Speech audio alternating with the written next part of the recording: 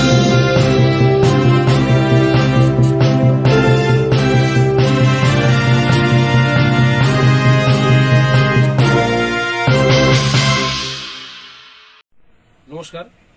MD নিউজের সকল দর্শকদের আন্তরিক প্রীতি শুভেচ্ছা অভিনন্দন। আশা করি সকলেই ভালো আছেন। এমডি নিউজের পক্ষ থেকে আবারও সকল দর্শক বন্ধুদের কাছে আবেদন রাখছি, আপনারা চ্যানেলটিকে সাবস্ক্রাইব করুন এবং এই চ্যানেলটি এগিয়ে যাওয়ার ক্ষেত্রে আপনারা সহযোগিতার হাত বাড়িয়ে তুলুন। ধন্যবাদ। বিশিষ্ট লেখিকা আন্তর্জাতিক পুরস্কারে ভূষিত অর্চনা দে বিশ্বাসের দুটি কাব্য প্রকাশ হলো অশোকনগর কল্যাণগড়ে নিজস্ব বাসভবনে। গ্রন্থ প্রকাশ অনুষ্ঠানে হাজির ছিলেন এক ঝাঁক নক্ষত্র, কবি, সাহিত্যিক, গল্পকার, লেখক। এদিন দুটি কাব্যগ্রন্থ প্রকাশ করেন অশোকনগরের বিধায়ক ধীমান রায়।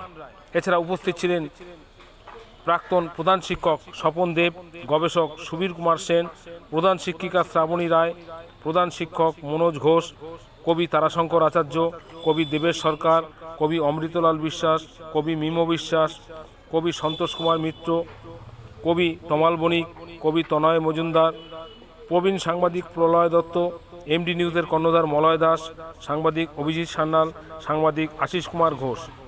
অনুষ্ঠান সুসঞ্চালনার দায়িত্বে সকলের মন জয় করেন কবি অনির্বাণ রায়চৌধুরী। অনুষ্ঠানে আসা অতিথিরা তাদের মূল্যবান বক্তব্য ও কবিতা ও গান পরিবেশনে শ্রোতাদের মন জয় করেন। কি বললেন বিধায়ক ধীমান রায় আর কি জানালেন কবি অর্চনা দে বিশ্বাস, আমরা শুনে নেব। এক ইতিহাস সৃষ্টির প্রাক্কালে একবিংশ শতাব্দীর বাস্তবতাকে মেনে নিতে হবে। পৃথিবীর আদিম সভ্যতা ক্রমবিকাশ ধরে এগোতে হবে বিষাক্ত এই রোগের বিরুদ্ধে। বিজ্ঞান সঠিক স্মৃতির অতল গহ্বরে কবিতার মৃত্যু নেই, কবিতা বাঁচে। অদৃশ্য ভাইরাসের মতো কবিতাও ছোঁয়াছে।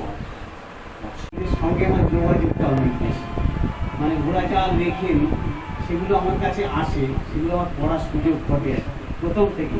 মানে যেটা বলা যায় যে প্রকাশিত হওয়ার পর যে আলো কবিতা বা বিভিন্ন গ্রন্থ আসে তার আগে আমার দেখার সুযোগ ঘটে। হ্যাঁ, সেদিক দিয়ে আমি নিজেকে ভাগ্যবান বলে মনে করি।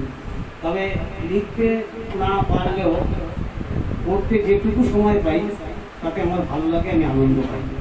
এখানে যারা আছেন, তারাদা আছেন, দেবেশদা আছেন, মনোজবাবু আছেন, আমার প্রধান শিক্ষিকা শ্রাবণী রায় আছেন, স্যার আছেন সুধীর সেন, এদের প্রত্যেকের সঙ্গে পরিচয়, প্রত্যেকের লেখার সঙ্গে সেভাবে পরিচয় হয়তো হয়নি। তবে এই দেখেন দিন এই খামোকা আপনারা আমি 4-5টা বাজে কথা বলি ফেলাম বাবু, আপনি কিছু মনে করেনি বাবু? না না ঠিক আছে, অনেক ঠিক আছে। আচ্ছা এই কিছু তহমত, আমার তো আমার বাড়ি ফিরতে হবে। আচ্ছা এখান থেকে স্টেশন কত দূর? এইখান থেকে স্টেশন তা ধরেন যদি আপনি হেঁটে যান তাহলে আপনার ওই মিনিট 15 লাগবে। আর আপনি যদি ওই ইঞ্জিন ভ্যানে যান তারই ধরে নেন 8 ঘন্টা। হেঁটে গেলে 15 মিনিট আর ইঞ্জিন ভ্যানে 8 ঘন্টা, কেন বেশি কেন? আসলে বাবু ওই ইঞ্জিন ভ্যান তো ওই রাস্তার মাঝখানে যেতে যেতে 3 বার যে খারাপ হবে না তাদের তো বলতে পারছে না। দারুণ মজার ব্যাপার। আচ্ছা ঠিক আছে, তোমার সাথে কথা বলে খুব ভালো লাগলো বাবু। মা তাহলে আমি আসি, আবার দেখা হবে পরে যখন আসবো বাবু। আমি একটি কবিতা পড়ে শোনাচ্ছি আমার নীলপদ্মের খুঁজে বইটি থেকে। এই পৃথিবীটা আমার দেশ। পৃথিবীর সীমানাটা এক বিন্দু বাড়াতে কিংবা কমাতে পারবে কি? যদি নাই পারো তবে সব অস্ত্র ভেঙে ফেলো। এক গাছা ফুল তুলে দাও জাত ভাইয়ের হাতে। এসো নতুন ইতিহাস রচনা করি, তাতে লেখা থাক যুদ্ধ একটা অবলুপ্ত শব্দ। কি বা দেব নবজাতককে? এসো বীজ দুনি, সবুজ ফসলে ভরে উঠুক যুদ্ধক্ষেত্র। বাদ্য সৈনিকের মতো দুমুত হাত তুলে দেই বুকা পেটে। খিলখিল করে হাসুক সব শিশু। শিশুর মুখে হাসি দেখলে তুমি ঠিকই ভাববে এই পৃথিবীটা আমার দেশ। নমস্কার সকলকে। মানে জীবন মরণ বন্ধু মনের আশা, বন্ধু মানে জীবন মরণ বন্ধু মনের আশা। তুই হৃদয়ে জাগিয়ে তোলে, তুই হৃদয়ে জাগিয়ে তোলে। বন্ধু মানে সুখ দুঃখ ভাগ করে নেওয়া, বন্ধু মানে সুখ দুঃখ ভাগ করে নেওয়া, বন্ধু মানে জীবনটা, বন্ধু মানে জীবনটা, বন্ধু মানে আধার রাতে এক খালি সাথ, বন্ধু মানে আধার রাতে এক খালি সাথ, দুঃসময়ে আজকে ঘরে, দুঃসময়ে আজকে ঘরে। এখনো মনে আছে, তাই হয়তো ভুলেও যেতে পারি দু এক লাইন, তবু বলছি সবাই মনে। বলুন। এক যে ছিল গরিব বামুন, তার ছিল এক স্ত্রী, এমনি তারা পেটুক ছিল, সে আর গল্প। ভিক্ষা করে আনে বামুন, রামদে পারে বামুন, দুজনাতে খেতে বসত হয়ে সামনাসামনি। পৌষ মাসে পৌষ পরবে পিঠা কাঁদে সবে, বামুনি বলে বামুন ঠাকুর পিঠা খেতে হবে। পিঠার জোগাড় করে বামুন, বেসে বাস্ত ভিটে, 14 পোয়া চাউলে হলো 7খানা পিঠা। পিঠা দেখে দুজনারই জিভের ধারে লাল, হাতটা নিয়ে শেষকালেতে বাজলো গোলমাল। 4খানা বই 3খানাতে কেউ হলো না রাজি, ঝগড়া ঝাঁটি অনেক হলো, শেষে থাকলো বাজি। বাজি রইল দুজনার যে বলবে কথা আগে, ওজোর বিনা 3খানা পড়বে তার ভাগ। সকাল গেল বিকাল গেল সন্ধ্যা চলে যায়, দুজনাতে তেমনি বসে পিঠার পারে। দেখে শুনে জড়ো হলো পাড়ার যত লোক, কারো সাথে কয় না কথা, যে আছে চুপ। মাথার উপর ঢালা হলো 100 কলর জল, যেমনি ছিল তেমনি রইল, হলো না কোথাও। সাপাং সাপাং মারছে কেউ, বাবলা কাটার ছড়ি, ছিসকে পুড়ে দিচ্ছে কেউ, যাচ্ছে গড়াগড়ি। তবু কারো নাকি দিয়ে বেরোচ্ছে না সারা, সকলে বলে এ যে ব্যামো, দেখছি সৃষ্টি ছাড়া। হেন কালে ভোর থেকে এসে বিড়াল গুলো ধীরে ধীরে যাচ্ছে খেতে থালার পিঠা গুলো। এই না দেখে উঠলো বামন, দূর যা বলে তেরে, বামুনি বলে বামুন ঠাকুর বাজিতে গেলে হেরে, নিচে কেন উপাস করে আছো দুটো দিন, আমার ভাগে 4খানা আর তোমার ভাগে 3। পৃষ্ঠায় রয়েছে সূর্যোদয়, কবি অর্চনা দে বিশ্বাস, তারই অনুমতি নিয়ে তার কবিতা পড়ছি। চড়াই উতরাই পেরিয়ে অনেক সূর্যাস্ত দেখেছি, খাদের কিনারে মস্ত সূর্য, হঠাৎ করে ডুবে গেলেও অন্ধকার বরফের সাদা রং কখনো মুছে দিতে পারে না। একটা ফিকে আলোর রেশ রেখে যায়, হৃদয়ের উষ্ণতাই রেশ রেখে যাওয়া ভালো, হৃদয়ের উষ্ণতাই রেশ রেখে যাওয়া আলো। কতটা পতন হলে ঊর্ধ্বমুখী অভিলাষটা মরে যায়, আর কতটা ঘাট পেরোলে সূর্যোদয় হয়, জানা হয়নি কখনো। দিনান্তের রোদ্দুর বলে যায় সূর্য ওঠার কথা, তবু ঘুম চোখ আজও সূর্যোদয় দেখেনি, তাই জানতে পারিনি কতটা উপত্যকা পেরোলে তবে সূর্যোদয় হয়। নমস্কার, সবাই সুস্থ থাকবেন, ভালো থাকবেন। শরৎ নিয়ে একটা কবিতা পাঠ করছি। 21 শতক। কয়েক ফোঁটা মিষ্টি বৃষ্টি, উঠোনে টুকটাক শিউলি, বাতাসে ভেসে চলা চণ্ডী কাঠ, মাঠের ধারে কয়েক গোছা কাশ, আর কাশের ছোপে গুমড়ে গুমড়ে কাঁদে ধর্ষিতা 21 শতক। আমার 21 শতকের নারী কাঁদে পাট ক্ষেতের মাঝে, আমার 21 শতকের নারী কাঁদে ট্রামে বাসে ট্রেনে, আমার 21 শতকের নারী কাঁদে। আচ্ছা, আর কত কাঁদতেই আপনারা মাথা তুলে দাঁড়াবেন বলুন তো? আর কতদিন খুঁটিয়ে খুঁটিয়ে রসিয়ে খবরের কাগজ পড়ে বলবেন ইস, আর কতদিন মোমবাতি বিক্রেতা টাকায় থুতু লাগিয়ে বলবে আহারে, আর কতদিন না। 21 শতকের নারী আর কাঁদবে না।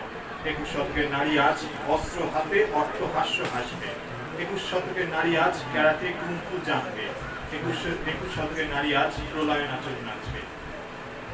কয়েক ফোঁটা মিষ্টি বৃষ্টি, উঠোনে টুকটাক শিউলি, বাতাসে ভেসে চলে চণ্ডী পাঠ, মাঠের ধারে কয়েক গোছা কাশ, এই কাশের বনেই আমার 21 শতক একদিন জেগে উঠবে।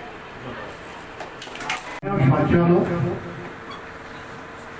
আজকে যার এই বই উদ্বোধনে আমি এসেছি, আমাদের সকলের পরিচিত আমাদের পার্শ্ববর্তী পাড়াই পেটপুর মানে কল্যাণঘর বয়েজ হাই স্কুলে যিনি শিক্ষকতা করেন, সম্মানীয় অর্চনা দেবী, এখানে উপস্থিত রয়েছেন আমাদের সকলের শ্রদ্ধেয় মানে বিশিষ্ট নাট্য ব্যক্তিত্ব, আমাদের বিদ্যাসাগর বাণী ভবন স্কুলের প্রধান শিক্ষক সম্মানীয় মনোজবাবু, রয়েছেন প্রাক্তন প্রধান শিক্ষক মাননীয় স্বপনদা, আরও বিশিষ্ট বিশিষ্ট জনেরা রয়েছেন কল্যাণঘর গার্লস হাই স্কুলের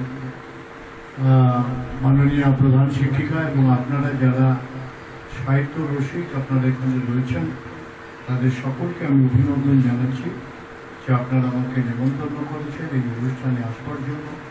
এই অনুষ্ঠানে আরও আগে আমার আসার কথা ছিল, কিন্তু আজকে সরকারি কতগুলো প্রোগ্রাম থাকার জন্য সঙ্গত কারণেই আমার একটু দেরি হয়ে গেছে, এর জন্য আমি দুঃখিত। আমি এর আগেও বহুবার এখানে এসেছি, অর্চনা দেবী বই লিখেছেন, তাদের সঙ্গে আমার প্রায় পারিবারিক সম্পর্ক। ওনার ছোট ভাই আমাদের একটা কলেজের অধ্যাপনা করেন ভাই মৃত্যুঞ্জয়, আজকে ওর সঙ্গে কথা হচ্ছিল এবং আমাকে বলছিল যে আমার একটু দেরি হবে, দেরি হলেও আমি যাব, তুমি কখন যাবে? আমি বললাম আমি 3টে সাড়ে 3টের মধ্যে চলে যাব, কিন্তু যাই হোক একটু দেরি হয়ে গেল। যাকে এসব প্রাসঙ্গিক কথার কোনো প্রয়োজন নেই, শুধু আমি আপনাদের কাছে বলবো আপনারা যারা লিখতে পারেন তারা লিখুন। এবং আমি বারবার করে আপনাদের বলছি যে দেখুন, আমি একটা বিশেষ রাজনৈতিক দলের সঙ্গে যুক্ত। আমার চিন্তাভাবনা, আমার চেতনা, আমার চিন্তা, আমার কর্মপদ্ধতি হয়তো অনেকের পছন্দ না হতে পারে। আমি আপনাদের বলবো সমালোচনার জায়গাটা যেন কখনো আমরা খুব ছোট করে না দেখি, এবং এটা ভাববার কোনো জায়গা নেই। এটা আপনাদের লেখক, সাহিত্যিক যারা লিখতে পছন্দ করেন, যারা লেখেন, যাদের বই ছাপা হয়, তারা সবসময় যে একটা মদ ঘেঁষে বলবেন তা না, আমার পক্ষে বলতে হবে তা না, আমার যেটা খারাপ সেটাও আপনারা বলুন, এবং সমাজ যাতে নতুনভাবে কিছু পেতে পারে। আমাদের তো আর কিছু দেবার নেই, যে যতদিন এই পৃথিবীতে থাকবো, যে যে জায়গাতে আছি সেই জায়গায় যদি সততার সঙ্গে আমরা কাজ করতে পারি, তাহলেই আমার মনে হয় পবিত্রতা সেইখানে। আমি যে কাজের সঙ্গে যুক্ত আছি, আমি ঠিক টাইমে সেই কাজগুলো ঠিক মতো করলে পরে আমার পবিত্রতা আমার কাছে, এবং আমি মনে করি আমি সঠিক কাজ করলাম। সবচেয়ে নিজের স্যাটিসফ্যাকশনটা হচ্ছে বড় জিনিস। আর বাধা কোনো বাধাই না হয় যদি সেটা সৎ চিন্তার হয়। সুতরাং আমি আপনাদের সকলের কাছে বলবো যে ধীমানদাকে সন্তুষ্ট করতে হবে, তাই ধীমানদার পক্ষের লোক না হলে বা ওর লেখা আমি যাব না, এরকম আমার হয় না, আমার মনেও আসে না কখনো। কারণ আপনারা সমালোচনা করলে অনেক সময় আমরা সমৃদ্ধ হই। অনেক সময় দেখি যে কাগজে এটা আপনারা লিখলেন, বা এই লোকাল আমার ম্যাগাজিনে আমি দেখি, বা আমি লোকাল কাগজগুলোতে দেখি, কখনো কখনো আমারও কাজের সমালোচনা আপনারা করেন। আমার ভালো লাগে সেটা, এবং ওখান থেকে আমি শিক্ষা নিই যে এই জিনিসটা আমার আর পরবর্তীকালে করা ঠিক হবে না। দেখুন, সব কাজই যে আমরা ভালো করি তা না, কোনো কাজ ইচ্ছা থাকতেও অনেক ভুল কাজ হয়ে যায়, এবং সেইখানে আপনারা আমাকে ধরিয়ে দেন বা আমাদের ধরিয়ে দেন। আমরা এই মুহূর্তে রয়েছি কবি অর্চনা দেব বিশ্বাসের বাড়িতে। কিছুক্ষণ হলো তার দুটি কাব্যগ্রন্থ ফুল ফোটাবো বলে অন্ধকারে উৎস হতে উৎসারিত আলো, এই দুটি কাব্যগ্রন্থ প্রকাশ হলো। প্রকাশ অনুষ্ঠানে উপস্থিত ছিলেন বিশিষ্ট সমাজসেবী ও এলাকার MLA ধীমান রায় মহাশয়, উপস্থিত ছিলেন বিশিষ্ট শিক্ষক মনোজ ঘোষ, অনির্বাণ রায় চৌধুরী সহ অন্যান্য গুণীজনেরা। আসুন আমরা কথা বলে নেব অর্চনা দেব বিশ্বাসের সঙ্গে এবং জেনে নেব তার এই দুটি কাব্যগ্রন্থ প্রকাশে তার আজকের দিনের অনুভূতি। আমি প্রতি বছরই বই লেখালেখি করছি, কবিতা, কাব্যগ্রন্থ, গল্পগ্রন্থ এবং উপন্যাস। এবার করোনার জন্য সবাই গৃহবন্দী, এই গৃহবন্দীকালীন কবিতায় যা ফুল ফোটাবো বলে এবং আরেকটা হচ্ছে অন্ধকারের উৎস হতে উৎসারিত, অর্থাৎ যে এই যে একটা অসময়, চারদিকে একটা নির্মম সত্য যে একটা সামাজিক দূরত্ব তৈরি হয়েছে, আমরা প্রত্যেকের থেকে দূরে সরে গেছি। এটাকে কত কতটা নৈকট্যে আনা যায়। আমরা অনলাইনে নানা রকম কবিতা উৎসব চালু করলাম, নানা রকম চ্যালেঞ্জিং পদ্ধতিতে কবিতা লিখতে শুরু করলাম, এবং সেই সব নিয়ে এই করোনাকালীন লেখার মধ্য দিয়েই প্রকাশ করতে লাগলাম যে আমরা ভয় পাবো না, আমরা সবাই হ্যাঁ পাশাপাশি টিকে থাকবো, আমরা সবাই একসাথে থাকবো, এই সামাজিক সম্প্রীতি বজায় থাকবে। তো আমরা অনেকটা তো নিশ্চয়ই করোনা থেকে আমরা জেগে উঠতে পেরেছি, ভয়টা আমরা কাটিয়ে উঠতে পেরেছি। তো আমার লেখার মধ্য দিয়েও আমি সে কথাটাই প্রকাশ করতে চেয়েছি, তাই এই সময়ের লেখা দুটো বই প্রকাশ করলাম। আপনি বিভিন্ন সময় বিভিন্ন স্তরে আন্তর্জাতিক খ্যাতিও পেয়েছেন, কেমন লাগে আপনার? পুরস্কার পেতে ভালোই লাগে। আন্তর্জাতিক স্তরে আমি দুবার বাংলাদেশেও গেছি, এবং আরও 3 বাংলা, মানে আমাদের ভারতের পশ্চিমবঙ্গ, বাংলাদেশের বাংলা, এবং সারা পৃথিবী জুড়ে যে আরেকটা আমাদের প্রবাসী বাঙালি, এই নিয়ে আমাদের গ্লোবাল বেঙ্গল এর একটা 3য় বাঙালি একটা উৎসব আছে। আমি তাদের সবার সঙ্গেই যুক্ত, তারা তাদের অনুষ্ঠানও আমি যাই এবং থাকি, তাদের সাথে থাকি। তো ভালো লাগে। বাংলাদেশ থেকেও আমাকে অনেক জায়গা থেকে পুরস্কৃত করেছে, ফরিদপুর, তারপর পাবনা, ঢাকা, পিরোজপুর, বরিশাল, নারায়ণগঞ্জ, প্রত্যেক জায়গা থেকে আমাকে ওরা ডেকেছে, সম্মানিত করেছে। ভালো লাগে, এবং আমার অঞ্চলেও করেছে, যে বাইরেই শুধু তাই নয়, আমার দেশের মধ্যেও আমি সকলের আদর পেয়েছি, ভালোবাসা পেয়েছি, সম্মান পেয়েছি। এটা আমার কাছে নিশ্চয়ই গর্বের ব্যাপার। এই যে কবিতা লেখেন, এই কবিতার মাধ্যমে আপনি কি বার্তা দিতে চান সমাজের মধ্যে? আমি একটা কথা বলবো, যে কবি সাহিত্যিকরা কলম ধরে, ন্যায় অন্যায়ের কথা বলে, এই যে সমাজে যে অন্যায় হয় তার প্রতিবাদ করে। আর কবি সাহিত্যিকরা কিন্তু কখনো তরবারি ধরে না, তারা আর যা করুক মানুষ খুন করে না, তারা সম্প্রীতির কথা বলে, তারা ভেদাভেদ মুছে দিয়ে সমস্ত মানুষের মধ্যে যে একটা মিলনের গীত ধ্বনিত হয়, সেটাই সেই কথাটা তারা বলে। এবং আমিও সেই ভাবি যে মানুষের সাথে সবার সাথে মিলেমিশে থাকার কথা ভাবি, তাই আমার লেখার মধ্যেও প্রকাশ পায়। ক্যামেরা অভিজিৎ সানন্দের সঙ্গে বড় আদাসের রিপোর্ট, অশোকনগর।